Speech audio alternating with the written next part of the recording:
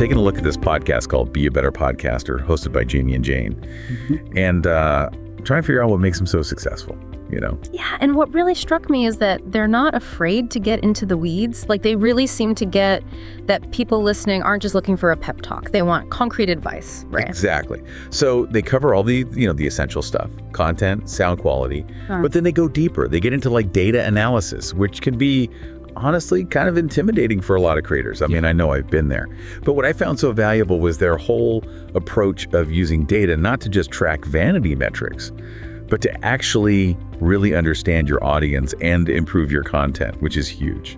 Absolutely. You hit the nail on the head with vanity metrics, because so many new podcasters, they get caught up in the number of downloads. But Jamie and Jaayne, they're like, hold on, look at these other metrics that really show how engaged people are. Right. Things like, are people listening to the whole episode? Are they interacting with the content? So important. And it's something, honestly, I still need to remind myself to focus on. So how do they recommend moving beyond just looking at downloads? What are some of their tips? Well, they're big on looking at things like drop-off points. So like, are people tuning out at a specific point in the episode? Or which parts are getting the most engagement, like comments or shares? It's really about using that data to get better, to refine your craft and figure out what's resonating. That's incredibly useful advice.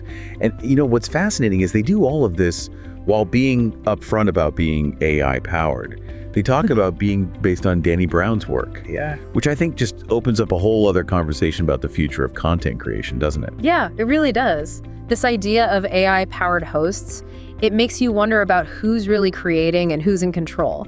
But at the end of the day, it's the advice that matters, and theirs is solid, really practical and actionable. Completely agree. So for anyone listening who's thinking, okay, this is interesting, but what does it mean for me? Think of it this way: be a better podcaster.